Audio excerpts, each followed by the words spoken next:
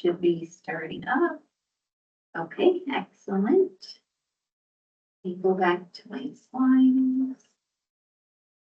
Okay, so welcome to the RSA Cataloging Chat on June 11th. We'll go ahead and push forward. A special thank you for joining us for this redo meeting. We apologize again for the technical glitches during the May 29th cataloging chat that prevented us from hosting the meeting online. As usual, we have some meeting housekeeping. So if you'd like, feel free to type your name and library in the text chat to introduce yourself.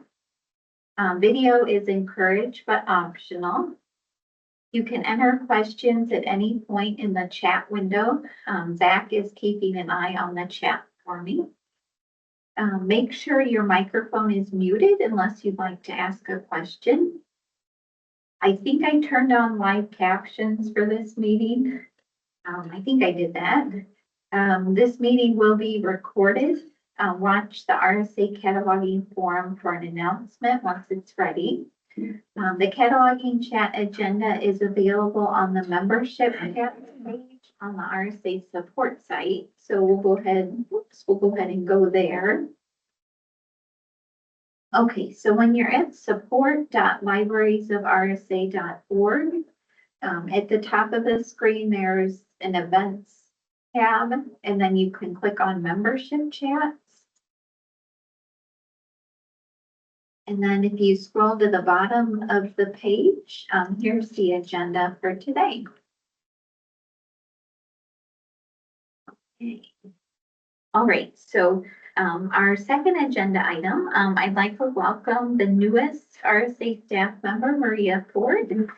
She is the User Experience and Library Services Coordinator who joined us in early March. So I'll have Maria come up and tell you a little bit about herself. You can probably I can just stand here. I don't have to have the. Okay, sure. Hi, I'm Maria. I'm Maria Ford. I was the director at Tremont for 10 years before I came here, and then the director at Hudson for 2 years before that. And I am the new Tony, if you knew who Tony was. I maintain the website, and I'm the user experience person. What else do I do? I do other stuff. You've been shadowing visits because you'll do site visits. Yeah, I just got over being sick, so I'm a little loopy. Your brain is pickled. But I'm excited to be here. Thank you. Yeah, thank you, Maria. Okay, our next agenda item, Cataloging Maintenance Center update with Dr. Pamela Thomas. So if you'd like to go, Pam, whenever you are ready. Good morning, everyone. Okay. Just to be transparent, I did not update the stats from what I pulled for the previous meeting. So, you know, they might not be like super accurate, but they're pretty close. Okay. So I know I'm so lazy. So what has the CMC been up to? So since your February meeting, the CMC has cataloged about 1,723 items. 499 of those were originally cataloged, and 1,224 were enhanced. Staff have merged 2,711 bibliographic records. That does include database cleanup. And we have created 138 authority records, names, series, and titles. 30 world languages were cataloged for special collections. I won't read them off, but if you want to know which ones they are, I can put those in the chat. Database cleanup. So we've got Prairie Cat cleanup. We've been working on Prairie Cat since 2019, but there have been different phases of cleanup for them. But 563 bibliographic records were enhanced or are identified as merges. And then in May, we started a new project with Mark Field 263 projected publication date, where there are 40,000 plus records that need to be enhanced in OCLC and merged in Vega. And Prairie Cat staff did the merging in Vega for us. The Alma cleanup or Carly cleanup project, 2,704 records were merged, deleted, or edited. The Indian Prairie Community Unit Tim School said he thinks he District. needs till 11 now. It's not going so fast. Oops. They haven't seen him yet. Emily's talking. Thanks, Emily.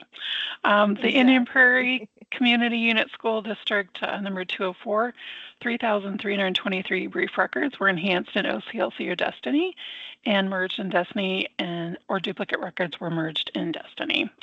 CCS duplication project, 106 records were merged in LEAP, and that project was completed at the end of February. Share 856 field removal project started at the end of May, and CMC staff are checking links and removing or editing links as needed. Say, like, yeah. 714 records have been checked so far. That's probably way too much. Let me see if I can mute. You be able to? Yes.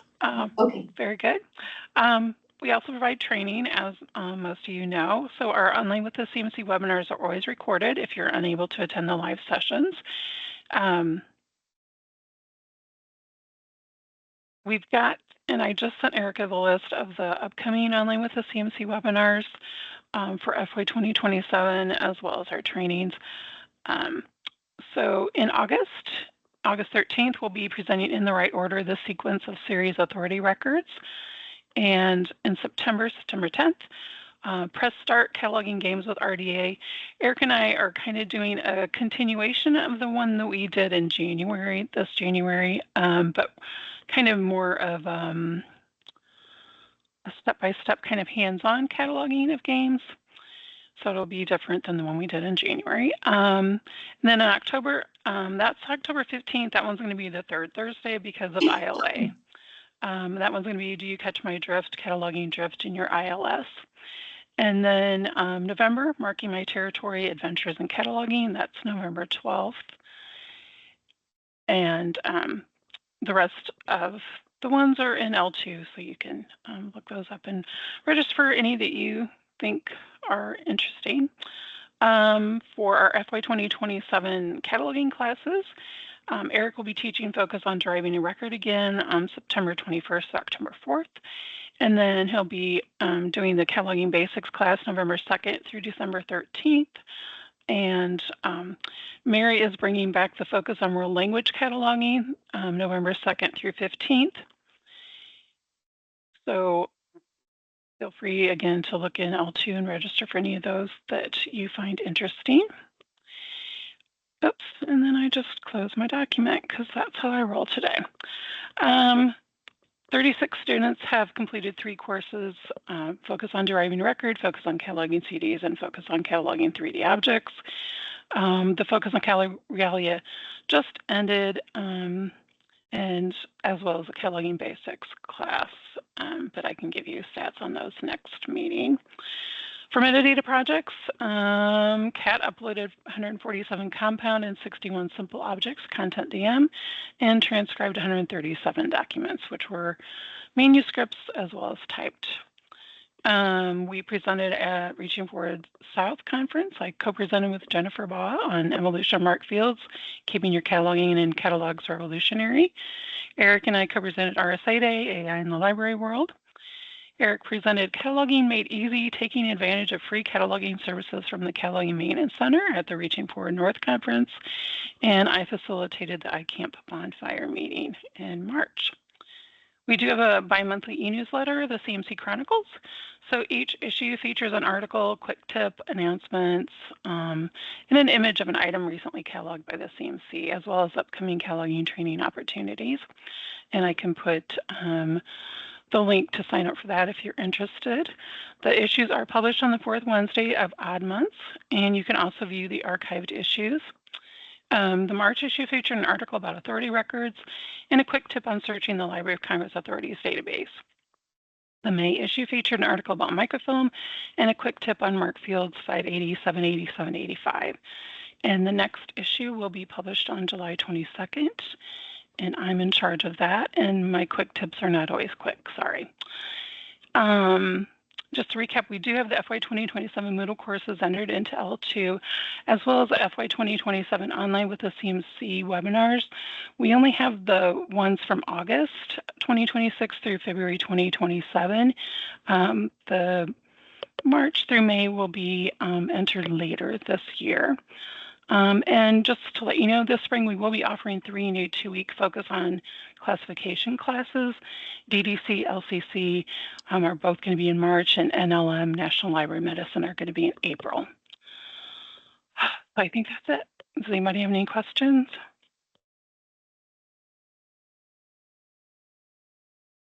Don't see anything. Thank you, Pam, for the update. As usual, there's so much going on, lots of good information there. We are busy. Super busy, yeah. Actually, what was Maybe the like it. 263 field? Oh, what did you say? The 263 field project. Oh, the 263 field project. That's for Sure. Prairie Cat. Oh, for And yeah, hang on, it's a pre-publication field. And it's going back, the first records were from the 70s. We are currently working on notepad files from the 80s. So I'm not sure if there's an end, like a year date end of those. I didn't ask John Slanicki at Prairie Cat, but yeah, sorry, 263 is the projected publication date. So they tend to be kind of briefer records in the database, but I did one file so far, and there was only one out of the 60 titles that hadn't been enhanced already in OCLC. Don't tell John that, though. Let him think I'm working really hard enhancing records.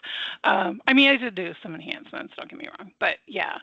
And then I think they've got another project for us that they either have maybe like a local subject heading or no subject headings, but they haven't shared any of that information with us yet. So yeah, we're just going to be doing some 263 work. And then the share project, the 856s, I guess some of those links don't work well in the Aspen database. So we're keeping some 856s, but deleting a lot of like the publisher description, table of contents, cover images, except for if it's an ebook, we leave that one in. But yeah. So just to give you ideas of things that we can do for you as well. We have an idea, but I'm not ready to share it yet. Okay. You know, we love having database cleanup projects because if we don't have a lot of stuff to catalog, you know. That's good to know. Some of these projects seem to be never ending. That's good to okay. know. Yeah, because we've been working on Prairie Cat since 2019, and we've been working on the Carly cleanup since 2021. So,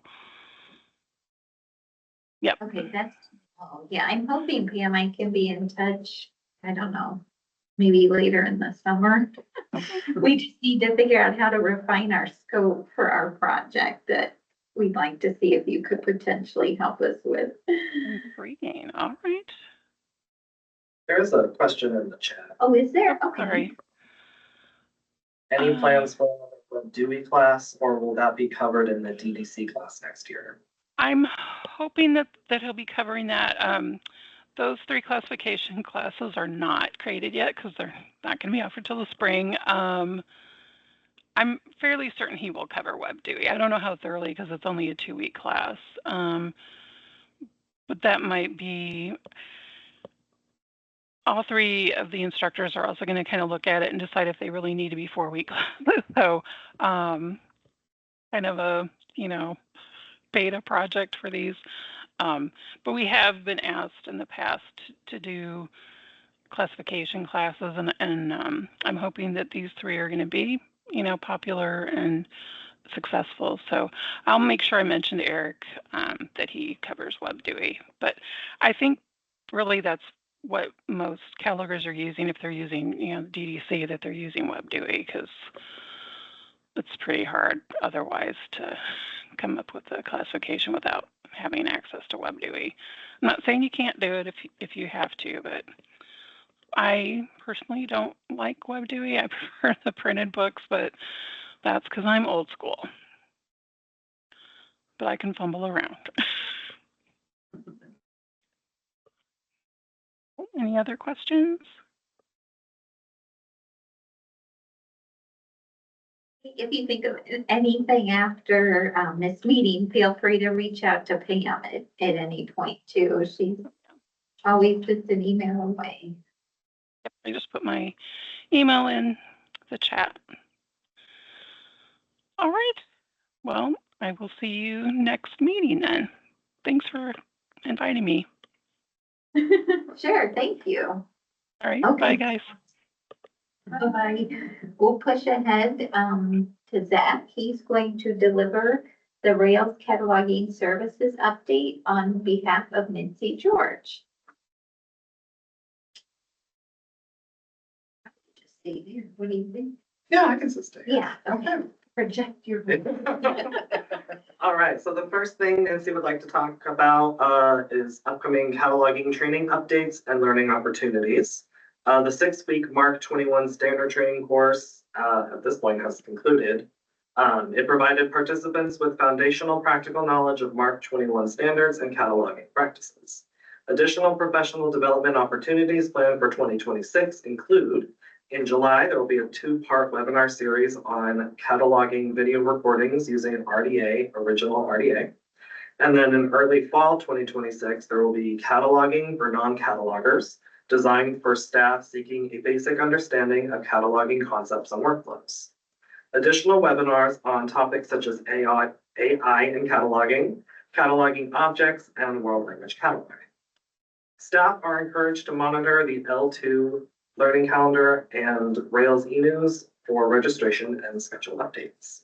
Feedback from member libraries and staff is encouraged to help shape future training topics, formats, and skill levels, with the goal of aligning learning opportunities with consortial programs and shared cataloging initiatives.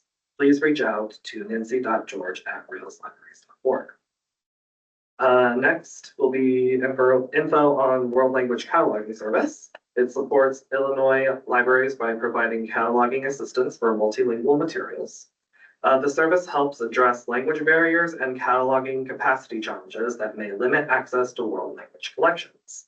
Libraries may submit requests through the cataloging request form available on the Rails website, and L2 login is required. Detailed instructions and additional assistance are available upon request, and questions may be addressed to Nancy George at nancy.george@railslibraries.org. And then finally, the ICAMP program. Applications for the next ICAMP cohort will open in August or September 2026, with the program running from November 2026 through July 2027. The program seeks experienced catalogers, ideally with at least 5 years of professional experience, to serve as mentors.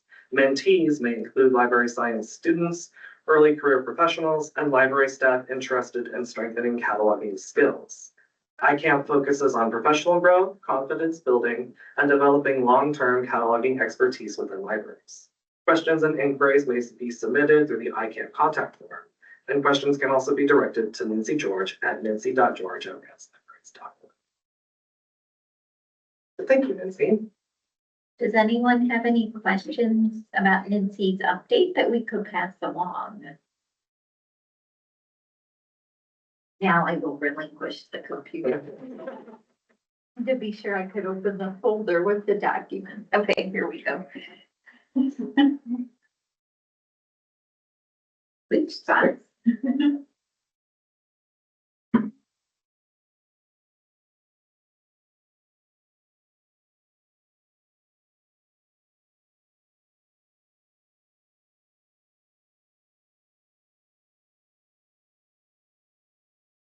All right, so now I have a little cataloging tidbits that I'll discuss. The first one being shadowing items and the RSA Cat display.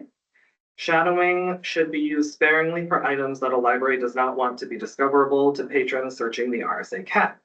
Shadowing still allows the items to be searchable in workflows, though. Acceptable reasons to shadow include, but are not limited to, interlibrary loan items borrowed from non-RSA libraries, items kept in storage, outreach collections, items cataloged before their official release dates, excluding on-order items, in-library use only equipment, items shelved in a holds pickup locker, and items that are not available for use during a library renovation, relocation, or other closure. And there are 3 different ways that you could shadow items. shadowed by checkboxes at different places of workflows. I can open up workflows to kind of. Oh, that I did not open. That's okay. I'll find it. Okay.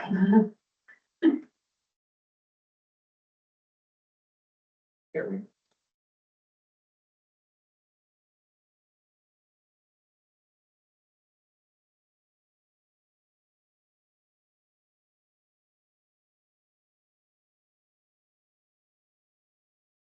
So the first way you can shadow an item is at the bib record, like the entire record level.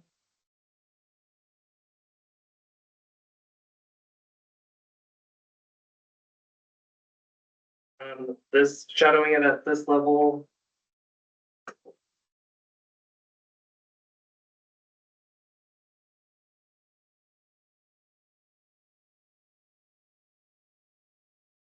Will shadow the entire record and all the items attached to it, and they're all hidden in the RSA Cat. So you'll know if it's shadowed at this level in the bibliographic tab.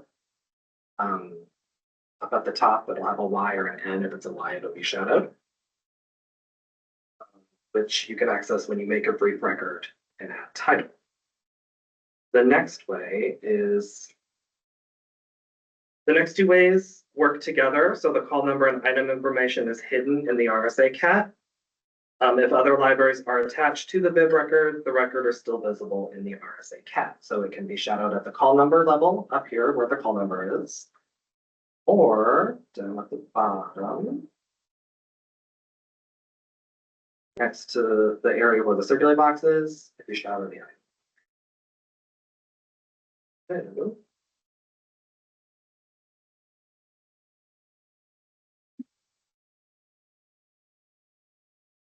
you'll know if it's shadowed if any of those checkboxes are shadowed.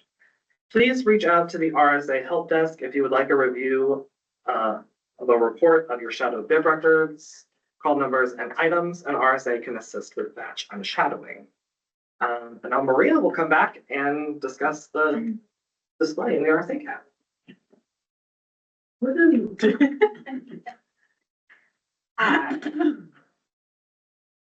Okay, so one of my jobs here is to, I guess, investigate some of the back-end RSA Cat stuff and settings. So, my slides. Other little file looks for. Thank you. There you go. Yeah.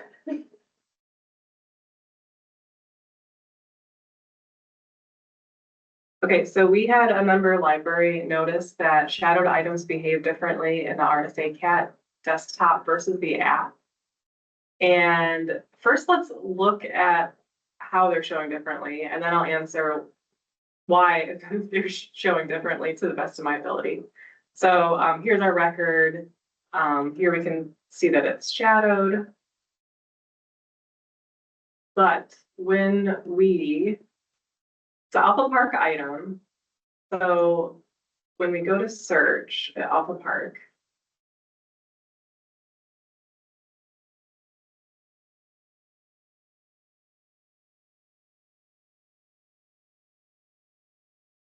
there's nothing found. And that's kind of what we expect for a shadowed item. But something a little bit funny happens with the mobile app.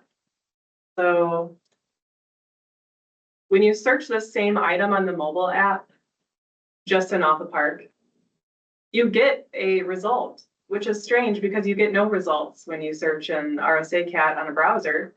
But when you click on it, it doesn't show Alpha Park's item, it shows Morton's item. And I asked Cersei Dynex, I put a ticket in with them to see why this would be. And they explained to me, this is my explanation, they didn't explain it with this waiter example, it's just what makes sense to me. So my explanation is, it's like two different waiters. They operate differently. So RSA Cat, desktop and mobile app.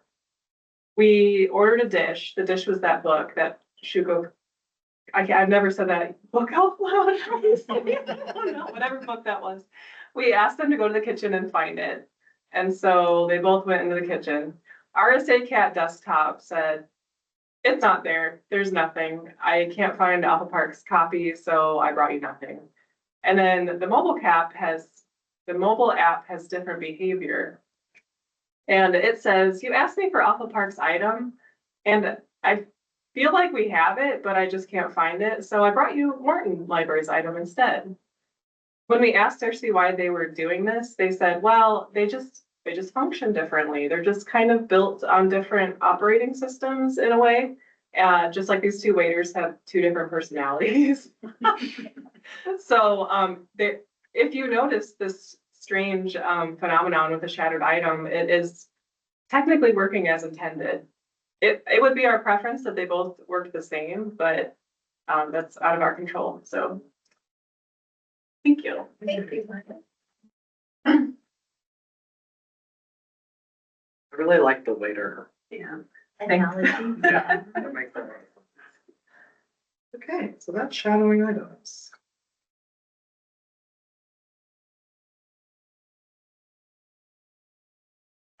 Next, we'll discuss error. If you use OCLC Record Manager, you may have noticed you sometimes receive an import error when you try to import records. This error looks like this. It's an error. This error is the result of a recent update to OCLC Record Manager, which is the online OCLC cataloging interface that some RSA libraries use to search for records, export, and then load into workflows. OCLC support has verified that this error will be an ongoing issue for Record Manager users with no timeline for resolution. OCLC support recommends that libraries use connection clients to export records. The next RSA BibLoad workshop that discusses how to use connection client is the morning of Friday, August 14th. It'll be in person at the Rails East Peoria Service Center. So if you're interested, please register on L2 if you plan to attend, and remember to check with your supervisor first.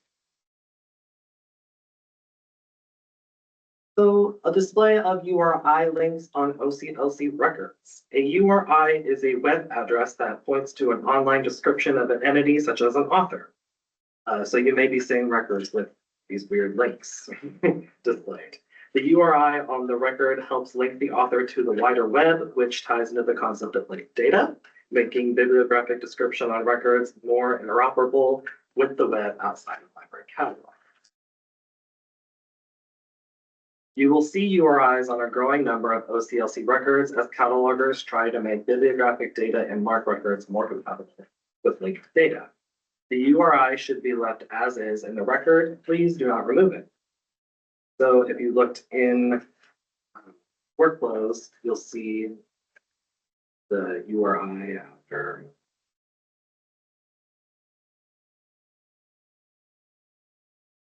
The 100. No, 100 thank you. But if you look in the RSA Cat, in both the search results and when you pull up the item, you'll see that that link is not there. So the patrons aren't seeing that, just staff members in the workflows.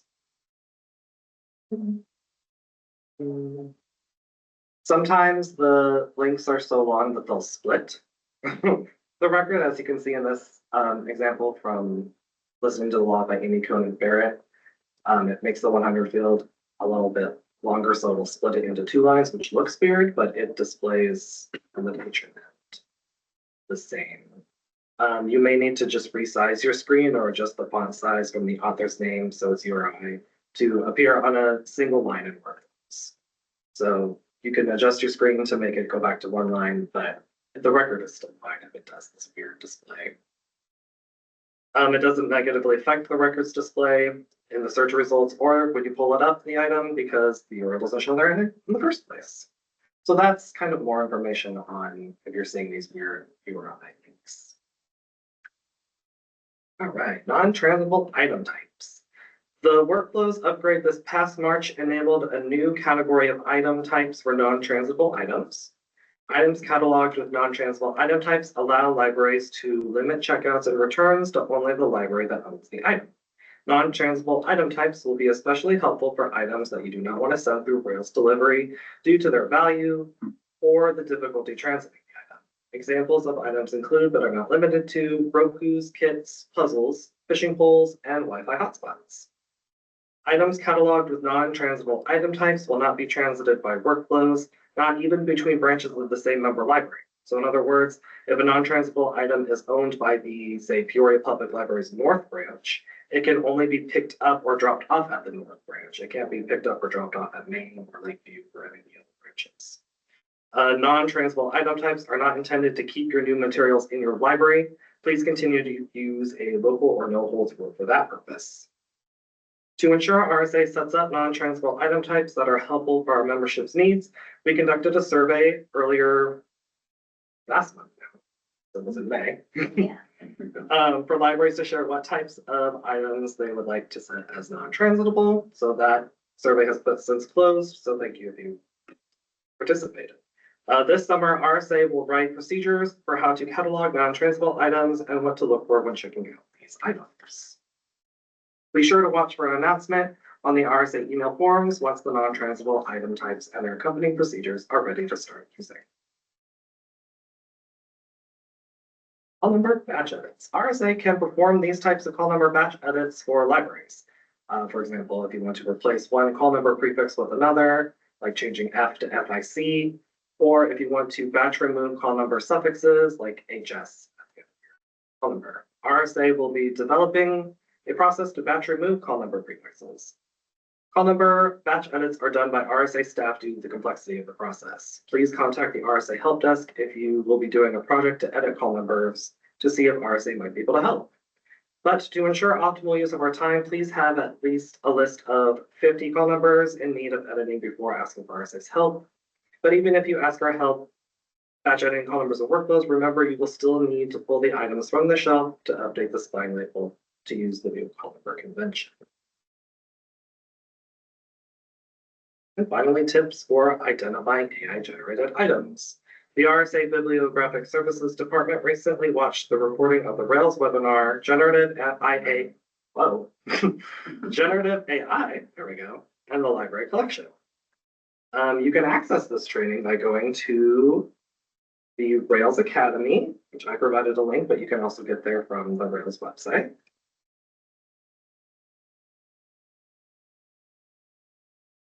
Searching for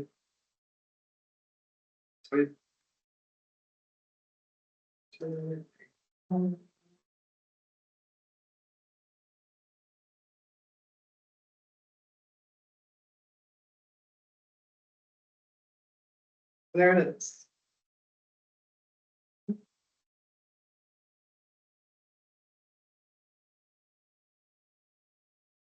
This webinar shared several tips for identifying AI items, which may also be helpful for identifying pirated items. So there's the list of things that you can look for to help determine AI or pirated items. Each RSA library decides whether they will include AI items in their collections. Remember that the RSA items prohibited. I'm so sorry, I cannot speak today. Remember that the RSA prohibited items policy prevents AI items from being cataloged in workflows if their content violates copyright, and which you can find on the RSA website.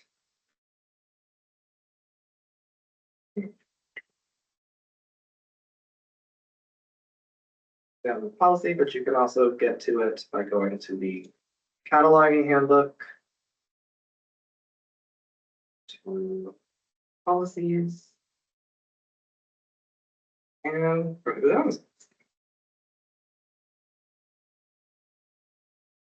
If the Bibliographic Services Department is cataloging an item that specifically says it was created by AI, we will include that information on a note in the record because we want to do our part to ensure transparency about these items. So it's up to each library to decide if you want to include them, if they don't involve copyright issues. But if we're cataloging it and we see that it specifically mentions it's made through AI, we'll include that in the record.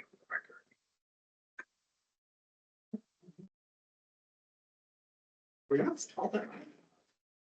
Thank you. Thank you, Matt.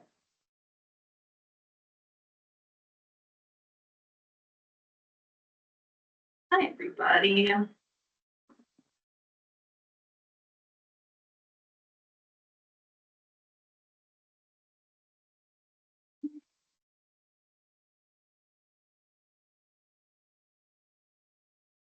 So last July, the RSA Bibliographic Services Department began routine cataloging site visits conducted in person at RSA libraries. We're partnering with the Library Services Department, and the goal is for RSA to visit each library and its branches once every 18 months. So BIB Services, our department, we completed the first round of visits to school libraries last month. So yay, go us. And thank you to all the schools if you're listening or listening to this at a later date. Thank you for letting us come out and hang out with you for the day. So here is a list of the 21 libraries we've been to since the February 25th cataloging chat. It's slightly outdated because Jennifer and Zach went, I forget where, yesterday. Graham, no. Yeah, so it's slightly outdated, but Just yesterday. yeah, so it's just that one. But otherwise, this is 21 out of the 22 libraries we've been to. So that's the cataloging chat. So like I said, these are routine visits, and we do get lists of like, which I'll share later, of all the places where we're going to be going, like, you know, every spring or fall. But if you'd like to have a visit sooner than your routine visit, you can fill out a visit request form on the RSA site. And I've included a screenshot of how to get there, but to show you live. So on the RSA support site, if you go get in touch, there's this little box here that says visit request, and if you click it,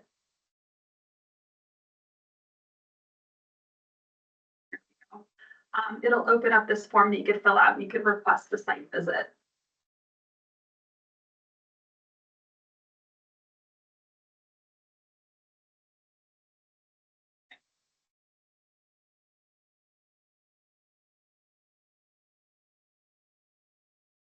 So brief records. Thank you to all the libraries that have been sending their brief record items so they can be upgraded to OCLC records. That helps make things more discoverable in workflows, the RSA Cat and OCLC WorldCat.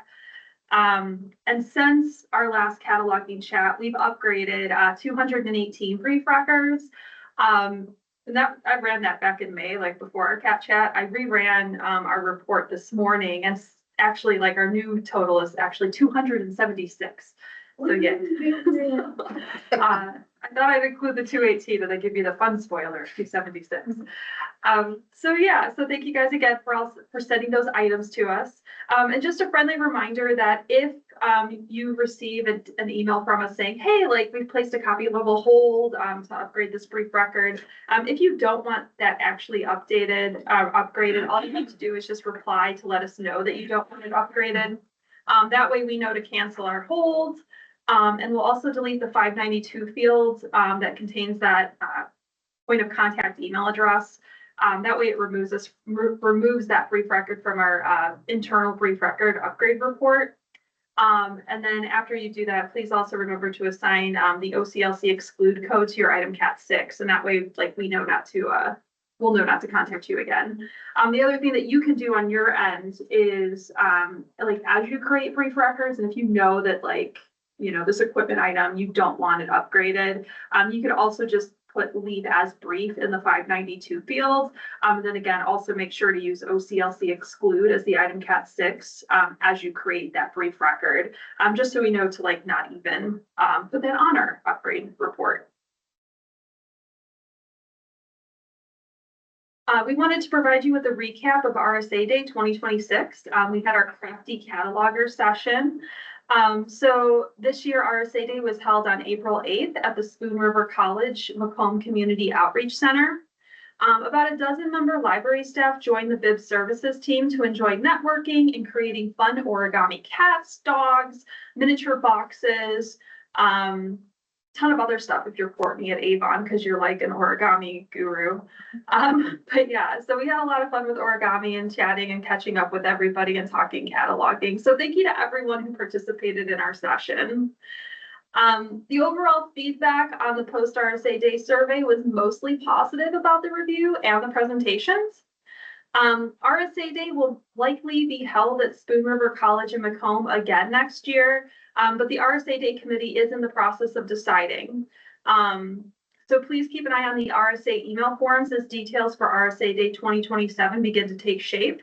And that last bullet point here, like if you want to share your opinion, unfortunately, like there was a survey that went out, but it closed on May 29th. If you had like opinions or thoughts you wanted to share with the RSA Day Committee about the location for RSA Day. So thank you to everybody who did take time to do that survey and let that committee know where you'd like the event held. Back to more site visit stuff. So this is all upcoming cataloging events. So the next round of our routine cataloging site visits begins in July. The libraries in this upcoming round will be public libraries this time. So on this slide, here's a list of the 31 libraries we'll be contacting for visits. Some of you might have already been contacted, but if you haven't yet, just, be calm. We'll be in touch to get things scheduled with you. So thank you in advance to everybody that's on this list for allowing us into your library to come and talk cataloging. All right, item group editor training. So we just wanted to share a reminder that RSA does offer item group editor training in person at individual libraries upon request. So this training takes up to about 3 hours to complete. It's really fun. It's very hands-on. I always have a fun time teaching it. So it's a good time. So the item group editor training focuses on how to use the item group editor wizard and workflows to search for a group of items in your collection and make changes to all of those items in a single batch. Some examples of things you can do with them is like editing the item type, home location, and price. So it's really good for like large cleanup projects, or if you have a routine need to modify certain cataloging codes. I know some libraries that I've done training for, like they have a ton of displays at their library. So they make use of the item group editor to create groups for these things and like do batch edits without having to actually have the items physically in hand to move from like the display home location code back to a regular home location code where the item normally lives. So please reach out to the RSA Help Desk if you're interested in scheduling this training at your library, and remember to check with your director first if you are interested in this.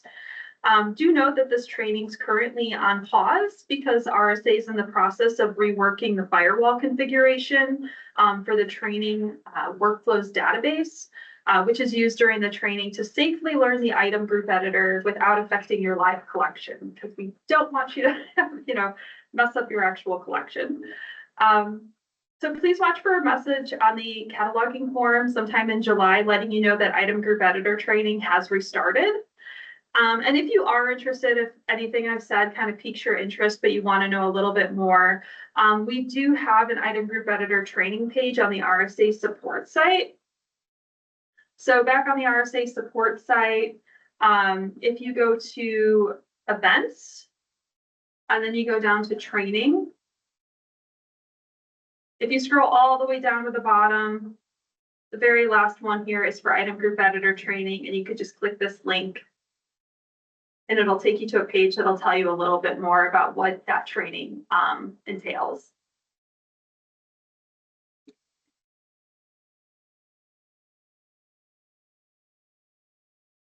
Okay, basic workflows cataloging workshops. So these workshops are scheduled each month through the end of this year. The next one is on the afternoon of Friday, June 19th. And registration for that's already closed. Sorry, guys.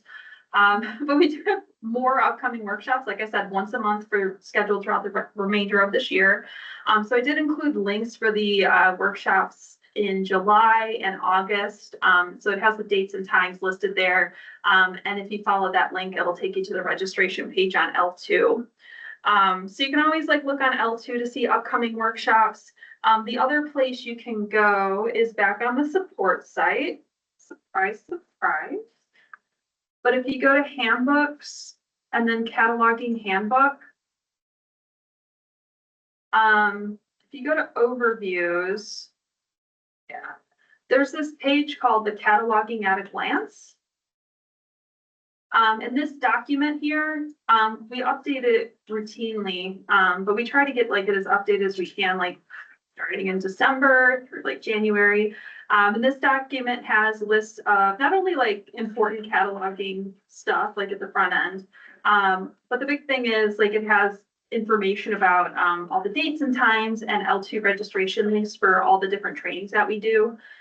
So if you're looking for a one place like document to look for all your stuff, the cataloging at a glance document is going to be where you want to go. But if you look here, it has all the dates for the upcoming workshops through the end of the year. Other trainings we have include the upcoming BibLoad workshops. So just a reminder, so the workshop, the scope of this workshop is that it focuses in on how to use OCLC Connection Client to make bibliographic records usable for RSA. This includes how to add library-specific call number, item information to the records, export them from the client in the correct format, and then loading them into workflows so they're visible in the RSA CAT. So this workshop is scheduled quarterly with the next workshop on the morning of Friday, August 14th, like Zach mentioned earlier. It'll be in person at the Rails East Peoria Service Center. And after the workshop, there's going to be an optional tour of the delivery hub. So if you've always wanted to see the hub and want to know how to load records into workflows, this sounds like a perfect opportunity for you. So just make sure if this does sound good to you to register on L2 as soon as you can. Sometimes this workshop does get kind of filled up fast. So if you're interested, do sign up. And as far as like other dates, again, you can always check L2. But back on that cataloging at a glance work document, that too has dates and times and the L2 registration links for upcoming trainings. So you can look there as well.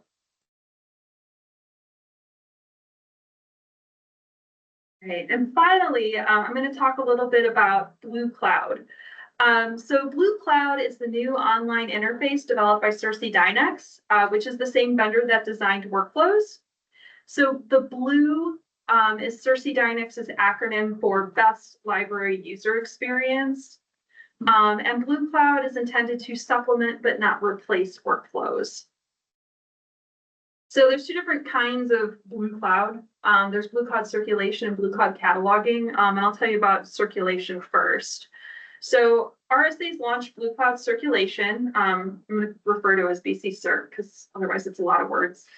Prioritizing libraries that conduct research outside the library, conduct outreach outside the library, and libraries that were having trouble using workflows on Apple Mac computers.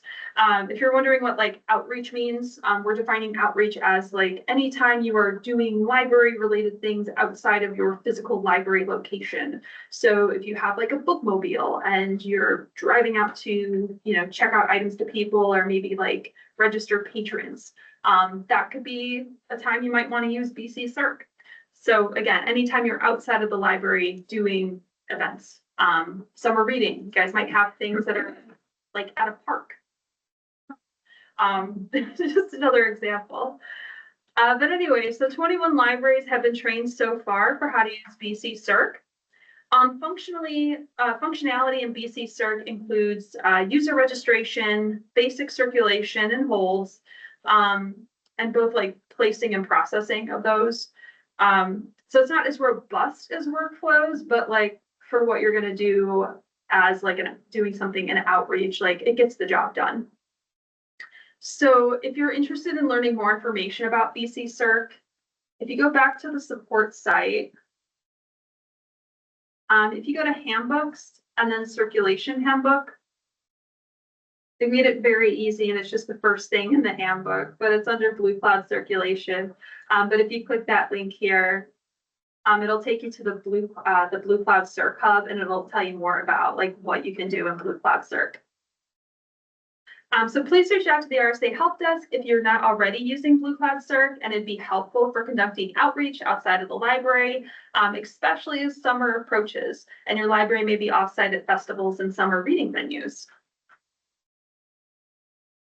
And finally, Blue Cloud Cataloging, again, BC Cat. So RSA is beginning to think about internal testing for BC Cat. There is quite a bit of configuration that needs to be done on our end to ensure it's set up correctly for the RSA membership.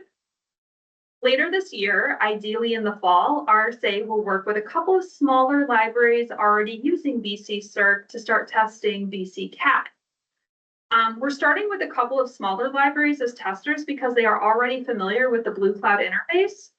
And libraries of this size, particularly, libraries of the size typically only really do search, match, and attach and create brief records.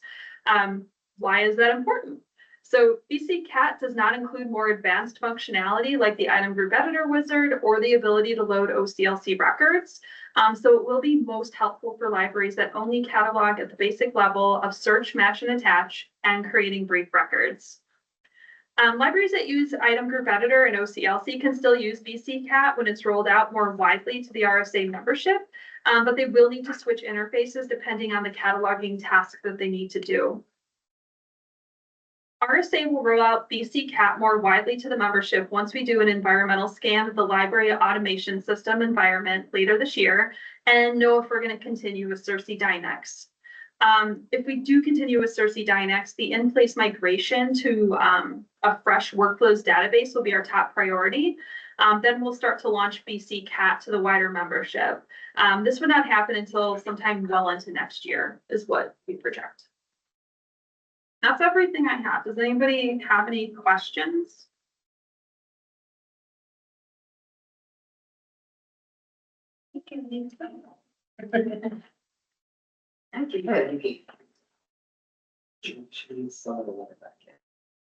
Oh, does something need to happen up here? Oh.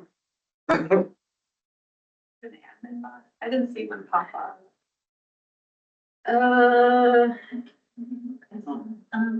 There's two sheets on me.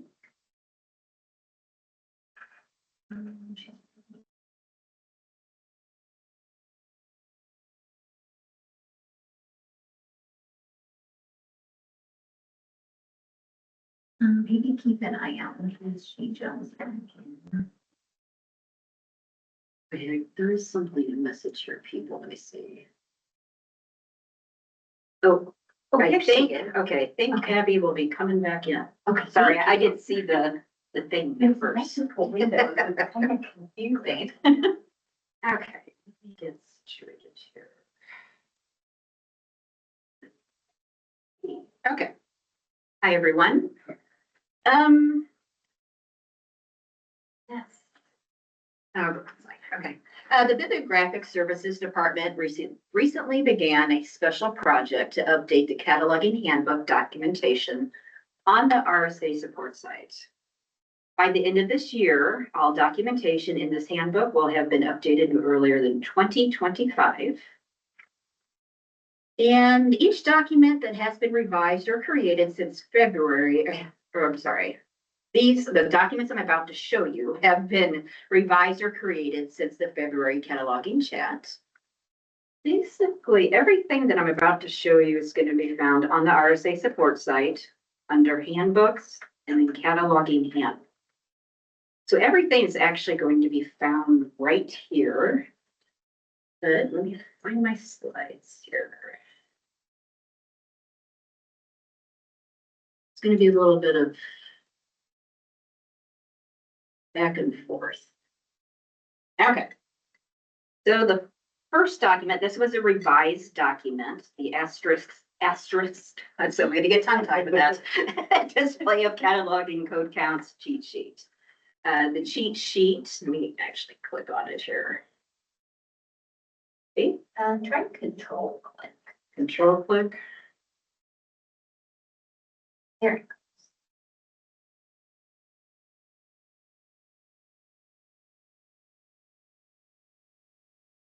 Okay. This cheat sheet explains why asterisks display instead of a home location, item type, or item category code when you look at the item record in workflows.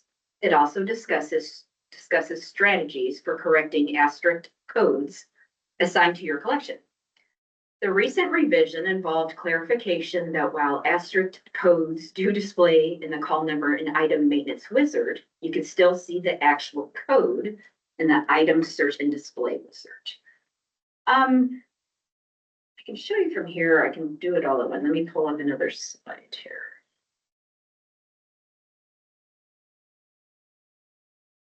It's hard for me to see for some reason. I don't know. Is it me? It seems awful. Dark. It's just a little dark. Okay. I'll see if I can brighten.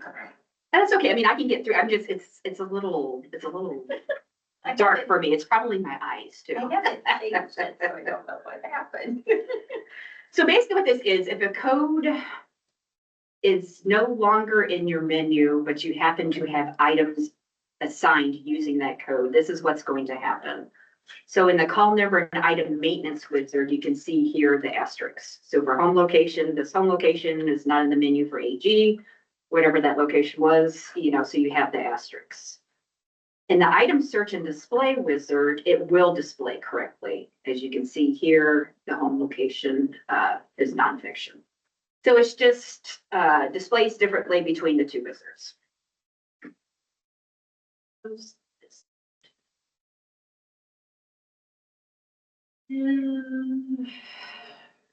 This is gonna be tricky. Okay. You want to just mention, they're in the Kentucky handbook, and then you could just go over the talking points. That might be easier. And not try to pull up each one. That's been my worry about this, like the whole Yeah. time. It's way too much back and forth. Okay. So they were in the catalog handbook. So next, I'm not gonna pull up each one. They are, the links for them though are on the slides that are provided for the chat. Oh, could you show the bib standards though, because that one's kind of significant. I color coded that one. Yeah. Get control.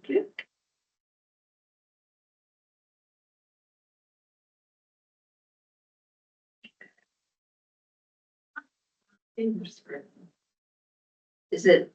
It's just on here because in the chat it's showing it's on her side. Oh, yeah, No, okay. It's just. Hopefully, I'm not let sure. her, yeah, let us know, like, if it's not showing our screen, it's not showing like what I see on the computer here. Okay, so. See if I can get rid of this. Oh, it's weird. Okay, that's gonna throw me a little bit. Okay.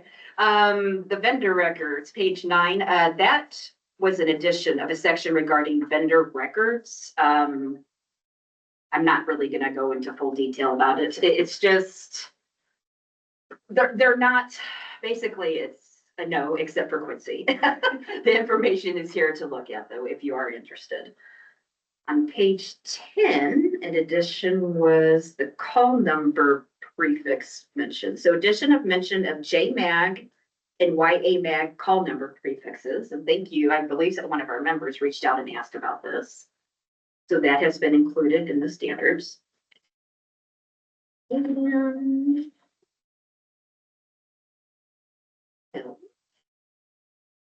scrolling through here, easier. Shadowing items, we've already talked a little bit about shadowing items, but this has been added to this procedure.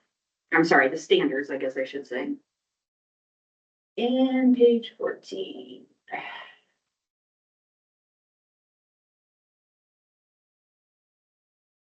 Oh, collection batch edits. Right here. That And we this, kind of talked about too. yeah, we've already talked about this too. So basically, things that we've added to this. The next one on my list, Lisa covered this a little bit, is the cataloging at a glance cheat sheet that was revised. I'm not really going to go into details because Lisa did that. All I'll mention about it, just on the chat, it does talk about our September chat. That's coming up next. That will be a recording with a no live attendance audience. The recording will be announced on the cataloging form once it is ready on the RSA YouTube. This basically comes from the survey that we sent out, trying to do in person, just online with an audience. And then this will just be a recording of us doing the cataloging chat, and then you can view it later. The next one, let me shut this off because I feel like I shut this down. Yeah.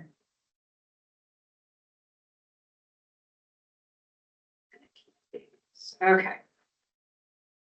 The next one has been revised and then there's a new video to go with it. The cataloging magazine and workflows guide, that's what was revised. And then the accompanying video. The guide discusses 2 options for cataloging magazines and workflows, the serial control module and the call number and item maintenance wizard. General guidelines for cataloging magazines and annual magazines records are also discussed. In response to questions from a couple of RSA libraries, this guide is recently revised, which I just mentioned, to include the mention of using the JMAG and YAMAG call number prefixes for juvenile and young adult magazines. It also includes more examples of magazine call numbers. Just please remember that serial control libraries can continue their current practice of assigning call numbers, but public libraries are strongly encouraged to catalog any new magazines using the MAG, the JMAG, YAMAG prefix with the Type Z analytic, and then the issue date. Show an example. Where is workflow?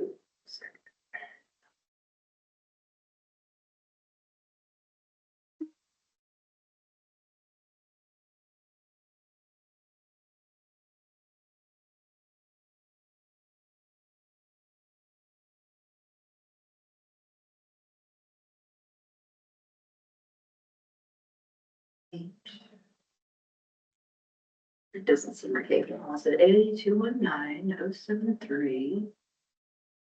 Extra 5 in here.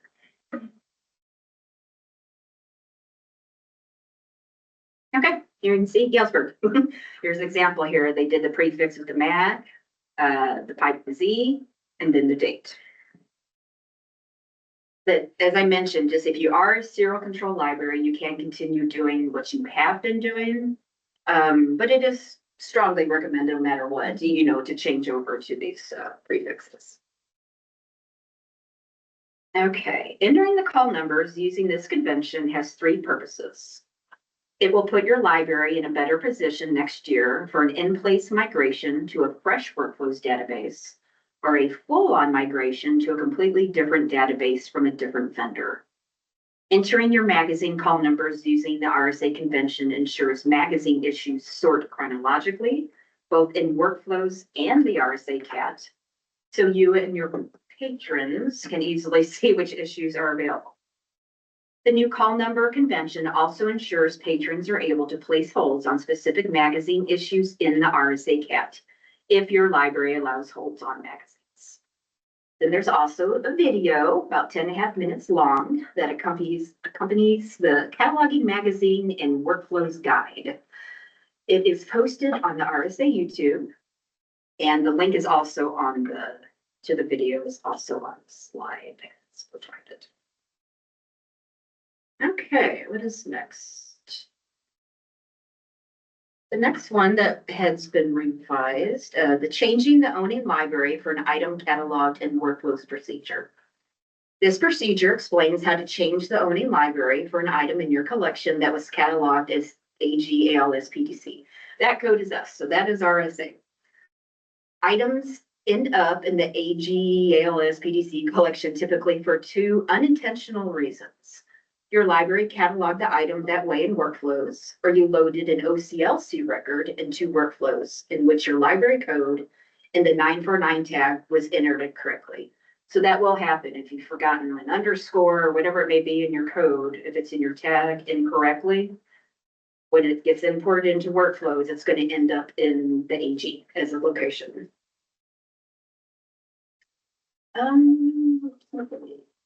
Okay, the changing the owning library procedure was recently revised to mention that you use the item library menu rather than the call library menu to change the owning library in the call number and item maintenance wizard. I think this was recently discovered because a library, they had tried changing it. It didn't stick. So let me.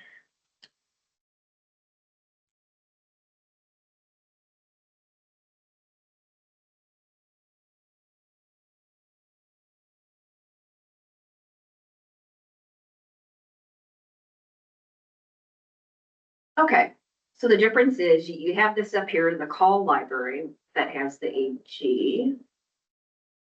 Then you have down here the item library. So in this case, if you have cataloged something, you realize later on, oh shoot, I didn't, put this under my library location. You can go back in, like you don't have to report it to us. You could, but you can go into the call number and item maintenance wizard. Just don't use this option up here. Use the item library down here. You could just pick your location and hit save.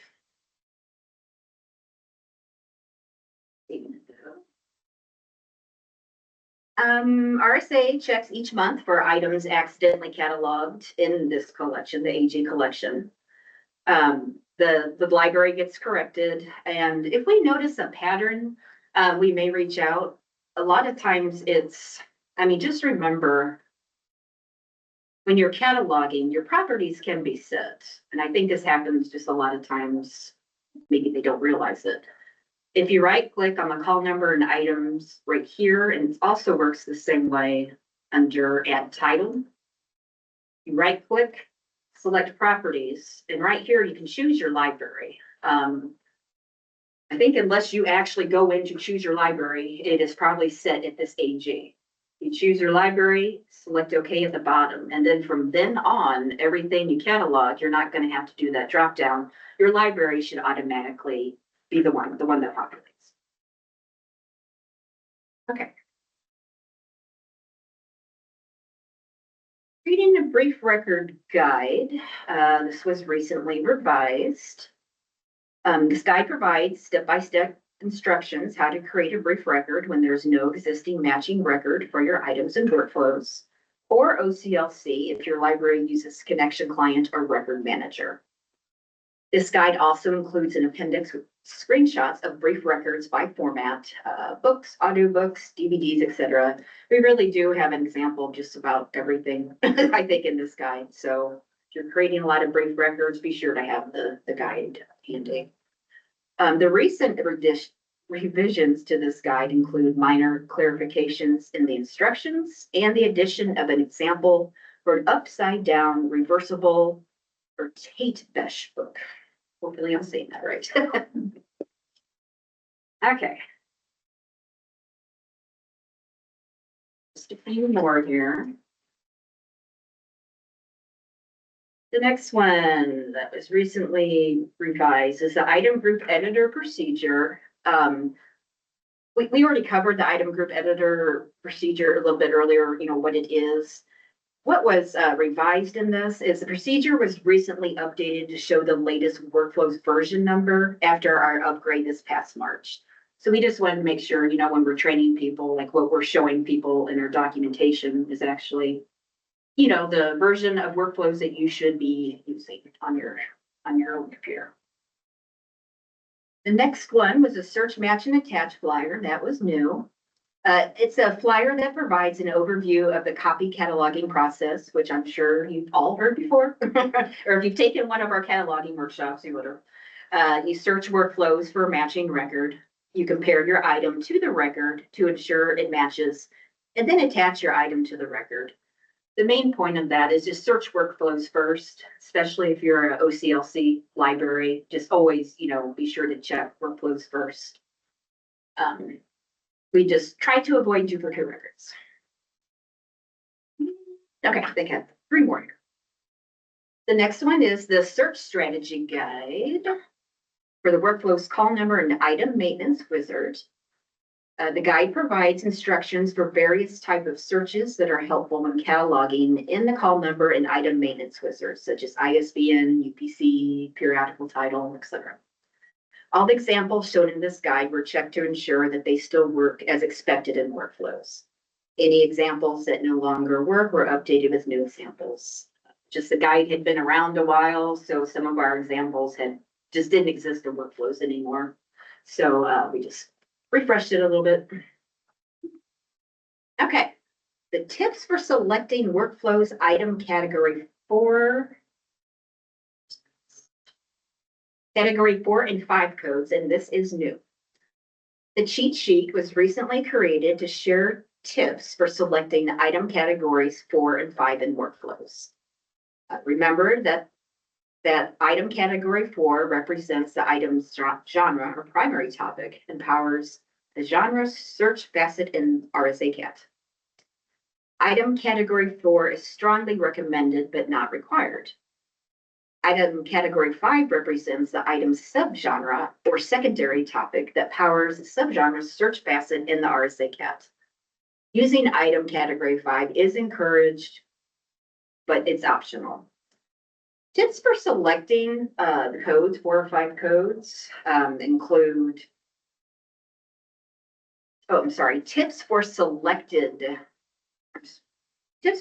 these item categories include call number prefixes that indicate a genre, such as B for biography. Shelving genres or subjects separately in your collection, possibly with distinct home location codes. Genres or subjects you intentionally focus on for collection development. What you know your patrons enjoy reading and are likely to search for in the RSA Cat. Using spine labels to help patrons identify different genres or subjects when they browse the shelf. The 650 and 655 fields can provide clues about the item's subject and genre. And upon request, RSA can run a report that lists popularly used item cat 4 and 5 codes across all libraries to help you consider codes to use for your collection. Look.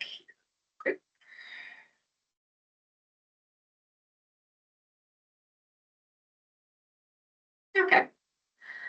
So this is, I think, what top 30, just the codes. As you can see, yeah, there are many, almost, what, 2 million, codes, just people use undefined.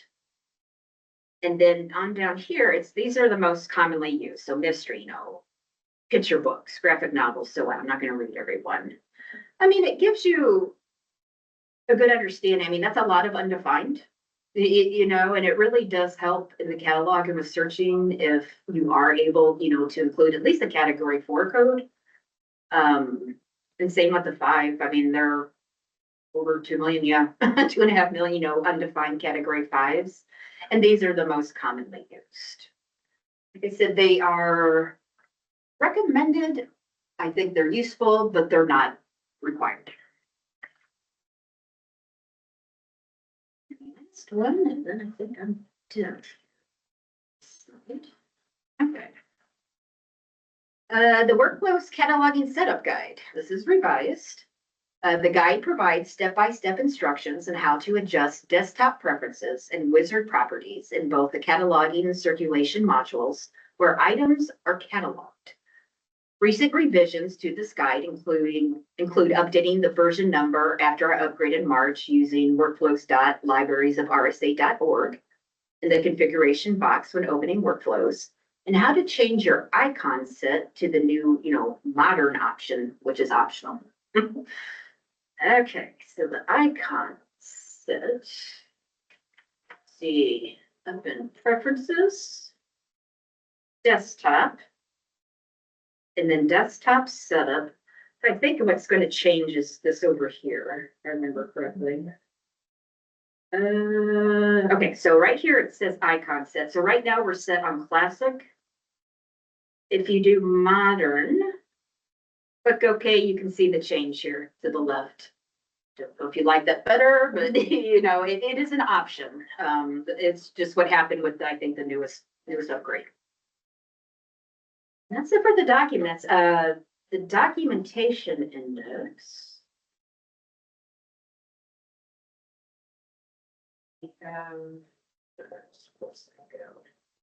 I get lost in your laptop here. Sorry, everyone. There should be a fire. Yeah, there you go. Okay, so. And then I have a link in my bookmarks toolbar, but the top. Oh, here, okay, let me just do this. It's probably gonna, it'll be a lot easier if I just go that way. Okay, so the documentation index has been recently updated on the RSA support site to reflect these document updates, as well as updates to many other circulation and hold related documents. It is not just cataloging, refreshing documents, it is also the other department, the library services department. And as far as the documentation index, is right on the homepage here on our support site, just right here, the documentation index. And I think that's it for me. Thank you. Thank you.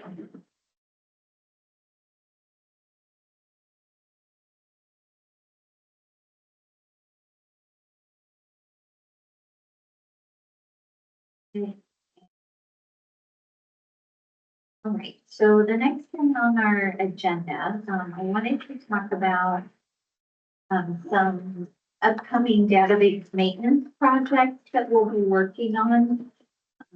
The first one is asking your help potentially with the cleanup of older brief items.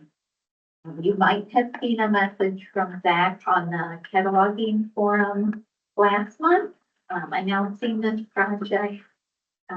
As I put on the slide here, it involves asking libraries to check their shelves and consider removing 2 types of brief items.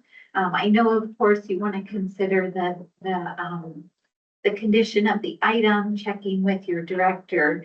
We're not telling you just to willy-nilly remove anything, but Zach will be sharing reports with you because we have quite a few items in our database that are attached to brief records that have never checked out in workflows. And then we also have quite a few brief items that have not checked out in the past 10 years, so since 2016.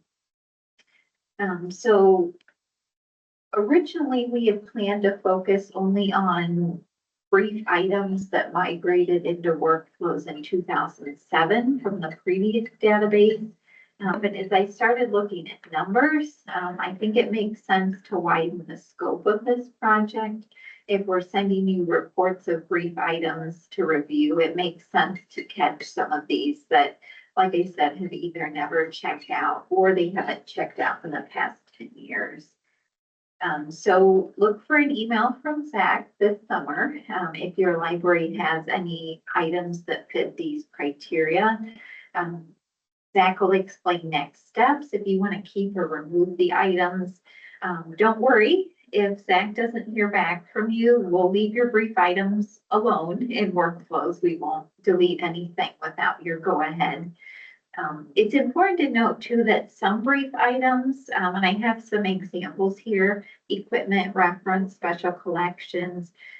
We know some things are in library use only, so they wouldn't have checkout information, and that's perfectly fine to keep those. We still want to share them on a report though, because you may want to check the shelves and make sure you still have those items. So we'll include those on the report, but like I said, we understand that some things just won't have checkout data. Okay, let me go to the next slide. Okay. All right, so I put an example of a brief record. Illini Bluffs High School is actually withdrawing from RSA, so this item won't be sent to them on a report.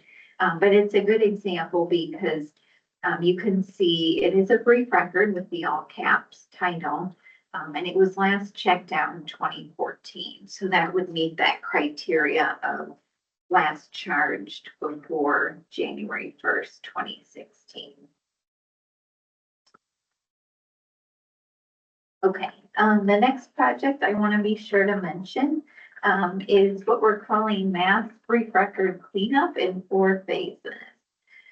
We're in the process of scheduling these phases with RSA Dynex, and then phases 3 and 4 that we'll talk about here in a couple minutes. Those have not been developed yet, but phases 1 and 2 are developed, and we're just trying to figure out a schedule. So the first phase of this cleanup, RSA Dynex is going to add the 13-digit ISBN to OCLC records that currently just have the 10-digit ISBN. These are typically older records before 13-digit ISBNs became a thing. We will keep the 10-digit ISBN on the OCLC record, so it'll just have both.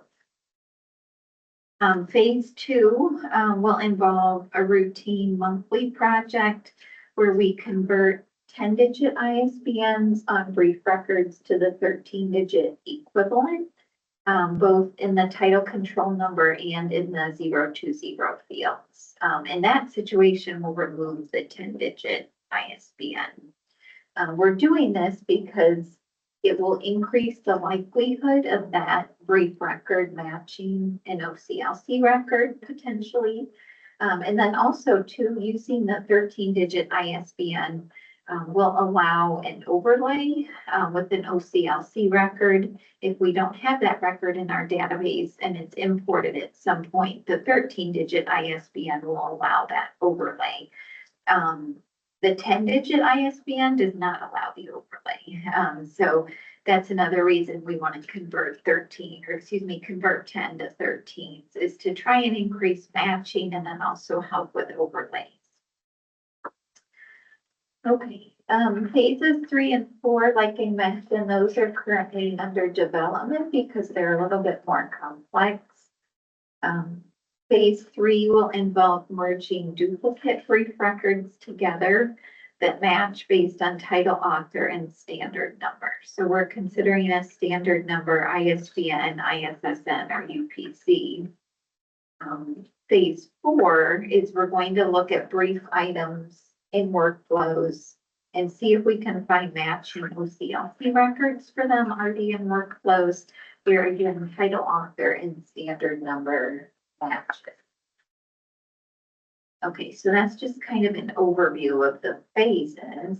I want to be sure to mention that in phases 3 and 4, that remember involve merging duplicate brief records and transferring brief items to matching OCLC records.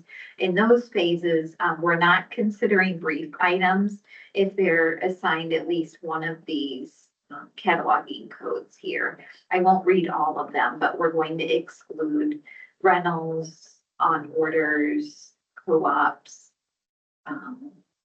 things that you've discarded or lost or missing. So there are some things we won't be including in this cleanup project. So like I mentioned a minute ago, we're currently waiting on Cersei to develop the custom scripts and reports, particularly for phases 3 and 4. And then we'll schedule the first run of that phase 1, which remember was adding the 13-digit ISBN to OCLC records. That'll be scheduled this summer. We are going to do everything in the test workflows database first before we run it in live so we can get an idea of what the results will be.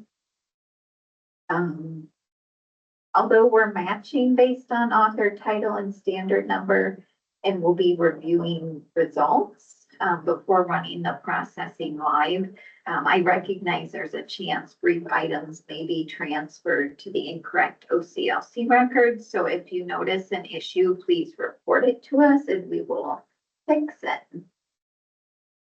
Okay, so I wanted to show some examples.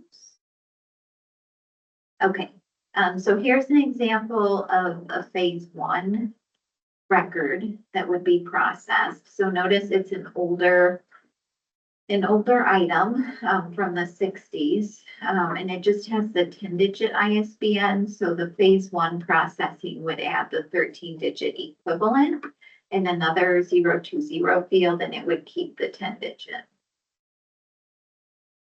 Okay, so for phase 2, here's an example. So it has the 10-digit ISBN in the 020 and in the title control number field. So phase 2 would convert that to the 13-digit equivalent in both places and then remove the 10-digit. Okay, so phase 3, we have 2 brief records for the same thing in our database. You can tell based on the 020, the 100, and the 245. So in this situation, we would keep the one that has Cambridge Grade School's email address on it because that one was entered with the title control number correctly. So we would merge the items from this other brief record here on the left. Those would be merged into this brief record, and then the brief record on the left would be removed. Okay, so phase 4, we have a brief record where ISBN, author, title match what's on an OCLC record.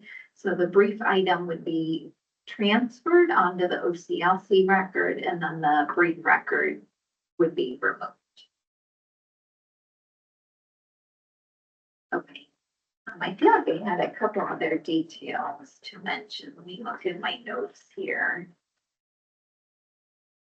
Yeah, we have over 50 some thousand brief items in our database, which really, it's 5% of our total number of bid records. We have just over 1 million total bid records, but we know that these brief items are a problem for discoverability. And remember, discoverability is a core RSA principle. So getting records with full bibliographic description helps you and your patrons know what the item is if you want to check it out or place it on hold. A detail I didn't put on the slide, but I should mention, you may have a brief item that was on a leave as brief record. It may be transferred to an OCLC record if there's a match.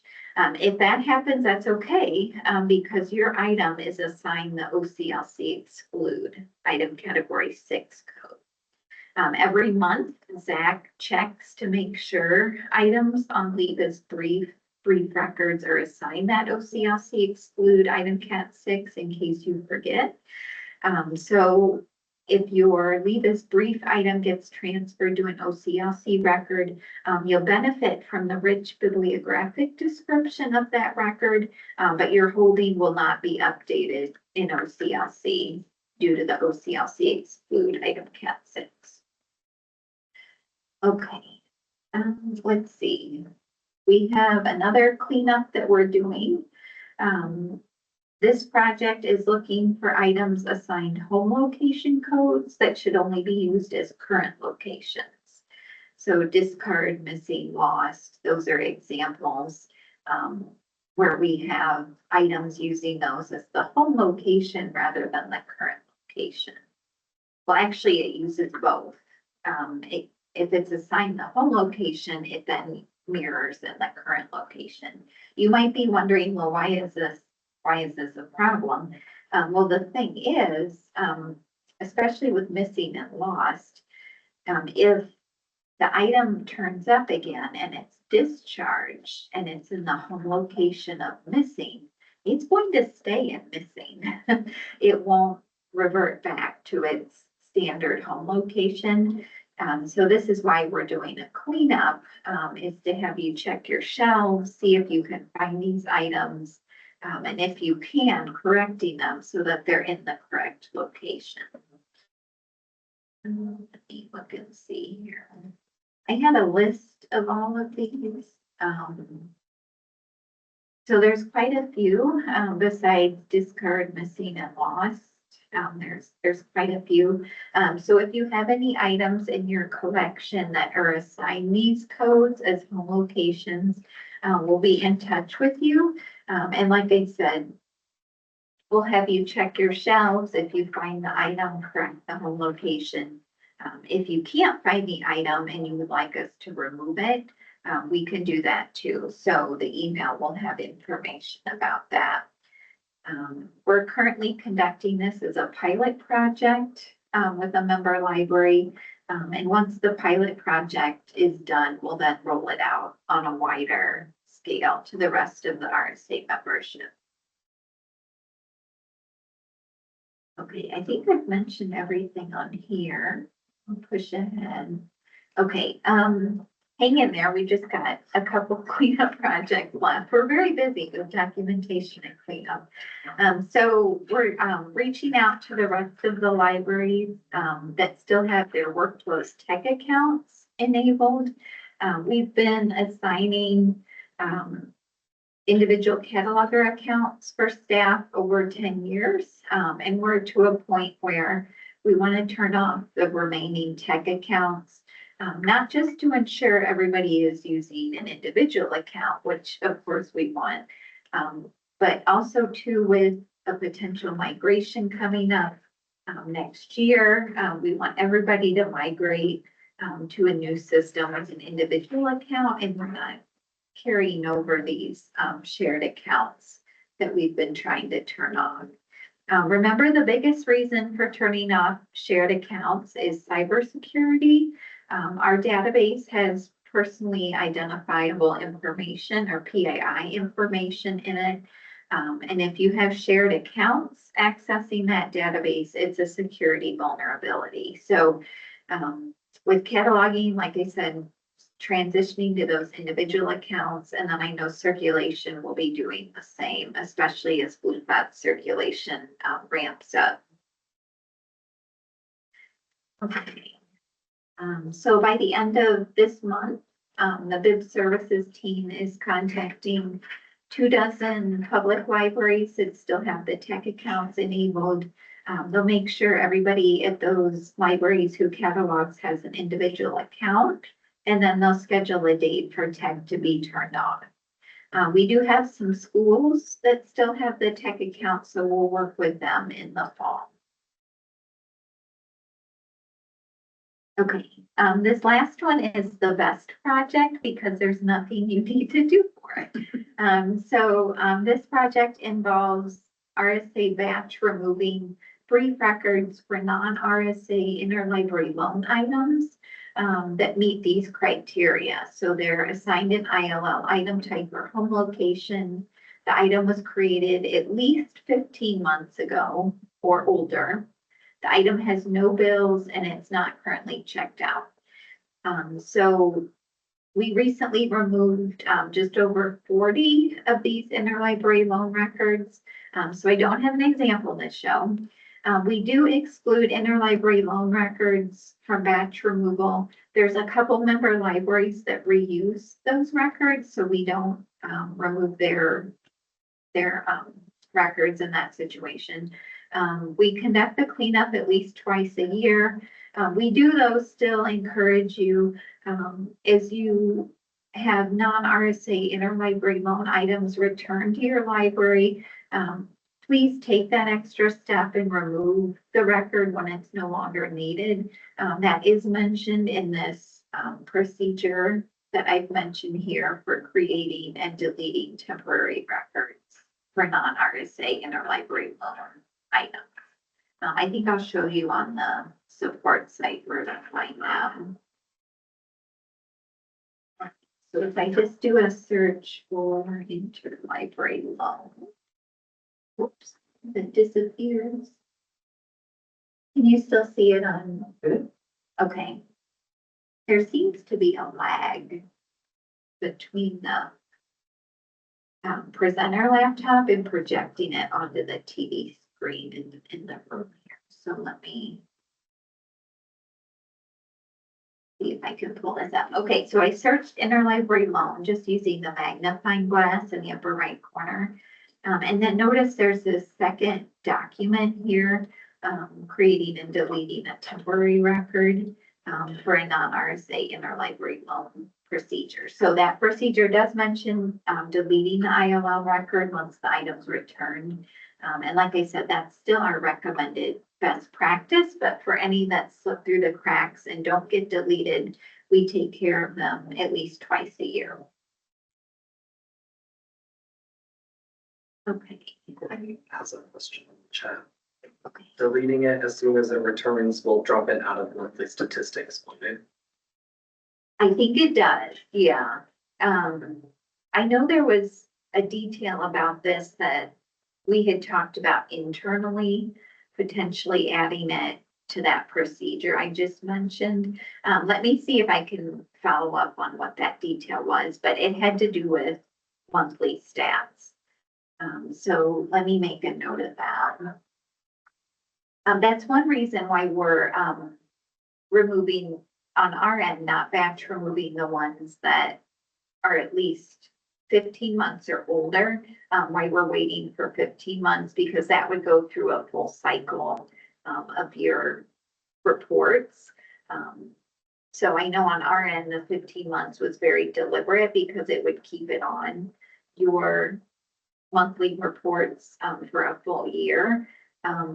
But let me see, like I said, if I can remember what we talked about in terms of that detail. I know it's come up before from a member, so I apologize, I don't have an answer now, but I can definitely follow up on that. And then when the reporting is announced on the cataloging forum, I can include that detail as part of the follow-up.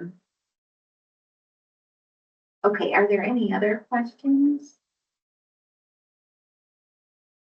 No, Courtney says she usually does those somewhere in the start of the month.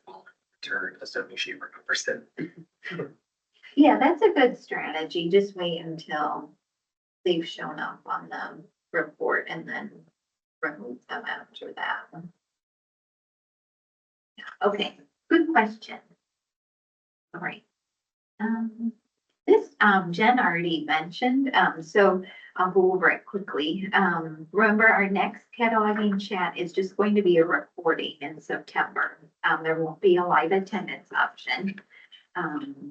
We'll release the recording sometime in September. So watch the cataloging forum. Like Jen mentioned, we're taking this approach, due to the cataloging chat survey results that indicated there was potential interest in just having a recording without live participation. If you watch the recording and have questions, don't hesitate to reach out to us. We're happy to answer questions, or if something needs a little bit more information, we can definitely do that. And then the plan for the 2027 cataloging chats, we'll announce that on the cataloging forum later this year, so be on the lookout for that. Okay. So in terms of open discussion, just to finish up, does anyone have anything that comes to mind that they'd like to ask that we discussed this morning? Or if you have any other cataloging questions, we may or may not be able to answer for you. Give you a minute to think. As usual, though, remember you can always contact the help desk. We're happy to help. Even if you think, oh, this might be a silly question, it's always good to ask, just so you know, and don't potentially cause an issue or make an unintended mess.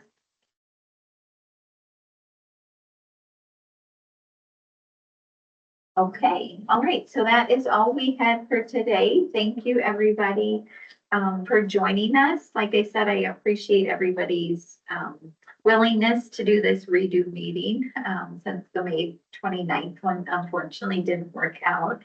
And like I mentioned, if you have any questions, please reach out to the help desk.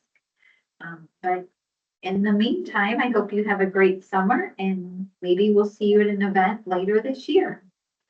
Take care, everybody. Bye-bye.